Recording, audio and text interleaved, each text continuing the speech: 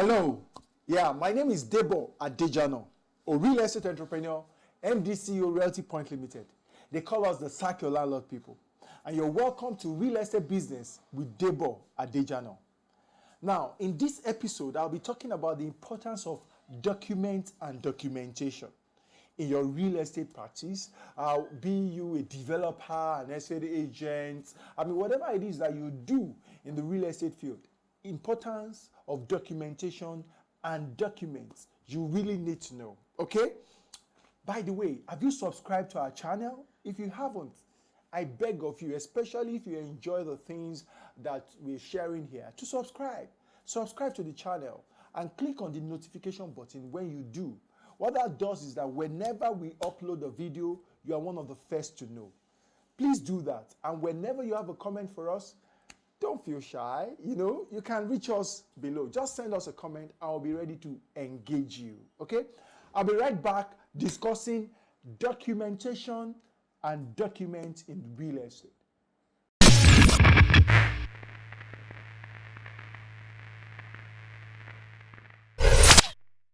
Welcome back. Now, you see, if you know real estate so well, and I think you do, at least to an extent you should if you've been following me, you realize that documentation is very important in real estate. How do I mean? The bulk of what you own, the interest you have, and you can enjoy, the rights you have, the privileges and all that you have, is usually represented in some form of documentation or the other. Say, for example, is documented one way or the other. Say, for example, a certificate of occupancy, which, indicates that you have a right to occupy a place, as it were, stating the terms and conditions therein. Deed of assignment, contract of sale, tenancy agreements, all of those documents, they are very prevalent in the real estate environment. And that's because at the end of the day, when push comes to shove, what represents what you have is actually the form of documentation that you have on it. And somebody's own may be superior, to yours, Receipts and all of these are documents and documentations in real estate that you cannot avoid. Now, document is the actual document itself. Documentation is putting things down and having, things that you can check and follow to know that, okay, this thing was documented, it was signed, and all of that, So we're really talking about the same thing. It's very, very important. This is what I want you to note. Never avoid putting things down when it comes to real estate. Whatever it is that you've negotiated with someone, whatever interest that they're passing to you, let it be expressed in one form of document or the other. It's very important. Take, for example, a developer who is developing and people are buying and paying in installments. You need to have what we call a contract of sale, or call it a deed of contract or whatever. Your lawyers will tell you. It can be coined whichever way. But majorly, what that represents is that you need to have a contract that stipulates the terms and conditions for this payment, because the payment is not coming at once, so you can't pass title immediately. But how will the payment come, and at what point are you expected to part with title and all of that, pass title and all of that? You need to state it in a contract of sale. It's a contract of sale that embodies that kind of agreement. Also, when you see adverts that we run, that people run from time to time, you see terms and conditions apply. Have you bothered to ask, what are these terms and conditions? You need to see where they are clearly stated, and they should actually form part of a document that you should sign. It should be documented, maybe along with contract of sale and things like that, so that both parties are clear, the buyer and the seller. You are all clear as to what it is that you are getting into, and it's very clear. You know why? Because if somebody thinks that they want to contest something, what will save you, is what you've documented as the basis of the transaction.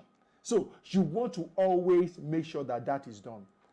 Don't be ignorant of the fact that people avoid to document things for certain reasons. Sometimes they have the plan to renege, or at least to give themselves room to be able to avoid certain things that they know have been communicated, maybe verbally, to them as their responsibility. As much as offer letter, brief, documenting the brief that you have, that somebody gave you a brief to go get him a property. These things, as an agent or whatever, these things are very important, and they can be your saving grace when push comes to shove. When shit hits the fan, I mean, these things can be your saving grace. So you want to ensure that they are documented. Now, these are some of the challenges that people have. Sometimes somebody would say, okay, so I've been given a brief, but this guy is not putting it there. He gave me a verbal brief. How do I make sure that it's documented? It sounds somehow, I'm looking for business to be telling somebody, please, can you put it down in writing and all of that? It may just move to another person. I'm not the only agent. So how do I do that? Very simple. Very, very simple. All you need to do is you write. You document it. So you write to the person and say, thank you very much for our discussion earlier today. Thank you very much for the brief you gave us to look for so and so property. You promise to deliver on this, diligently. For our services as usual, we would, as discussed or something like that, we would be earning 5% on purchase price or something like that. Thank you very much. It's our pleasure to serve you. You send that letter. Once there is no counter response to that letter, it is deemed agreed. It is deemed factual. So you can file it away as your documented brief. Because when push comes to shove and you need to claim your agency fee or something, that can help you, among other things that you should have. Then some people will say, okay, so when you give a tenant an agreement, sometimes they don't want to sign it. They don't sign it, then they move into the apartment, and it becomes very difficult to get them to sign it or to even get it from them. They've collected, they say they are going through it, blah, blah, blah. Or service, or the estate facility service agreements. These are things that people really avoid deliberately to sign. Maybe because they have some issues to contest there, and maybe they've been contesting, but it's not been agreed, or they don't even want to bother because they know that it's right though, but they just want to avoid it. You can imagine. So, how do you do this? This is one thing I would advise you to do. In your transaction flow, okay, always have stage gates that allows you, as in stop gaps, that allows you to check out whether certain documentations are in place before you allow the transaction dynamics to progress to the next level. If it's a deed of contract, for example, that comes at the beginning of the transaction. Do you have a stage gate that checks the fact that this person subscribing to this property with us has been given a deed of contract and has executed? Yes, offer letter, form filled, and all of the application form and all of all of these are part of documentation that are necessary. Okay, but deed of contract is very weighty because that is really a contract between you and this other person. Of course, your offer letter can establish contract and all of that. But I'm just saying that the more documentation you have, addressing the issue, the better for you. Particularly, the less documentation you have also, the better for you, depending on what it is that you are treating. Your lawyers will be able to guide you through, that murky water, if you find yourself in that situation. However, what I'm saying is that when there are pieces of documentation that you've put together to safeguard your transaction, always make sure you have stage gates, okay? Stop gap, where you stop to check that these things are in, and mechanisms by which you bring them in, mechanisms by which you ensure that your clients return this document before you allow the transaction to progress to the next stage. So don't just allow the tenant to move in. If your tenancy agreement is not yet in place, have where you stop to check. So in our system, in our modus operandi, whenever a tenant is supposed to move in, before we hand over the key, we have our checklist. One of it is to check that the tenancy agreement has been given, has been signed, and has been returned to us, and we have our copy. If that has not happened, we cannot move on to handing over the property, giving the keys to the tenant. That's it. That's a stage gate there. That allows you to be able to ensure that you have your tenancy agreement intact. So if the tenant has an issue with the tenancy agreement, he will be forced to come discuss it. And you guys will have to come to an agreement, maybe agree to disagree or agree to agree, to move forward. And then you have your tenancy agreement signed with you in your file before you give out the keys. If it is deed of contract, ensure. Is it that we will not treat the next receipt of payment, or the agent will not get his commission if we don't have this deed of contract returned back to us. You must have your stage gates, okay? Because, I mean, when transactions are being discussed in real estate, guess what saves the day? Your documents and your documentations. Basically, that's what saves the day. So you must harm yourself with these things when you are running your transactions.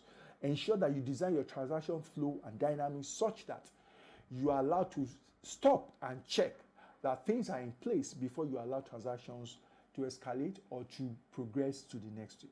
Don't just think about the money alone, because the money you are running after, you may find yourself losing it when you don't do proper documentation.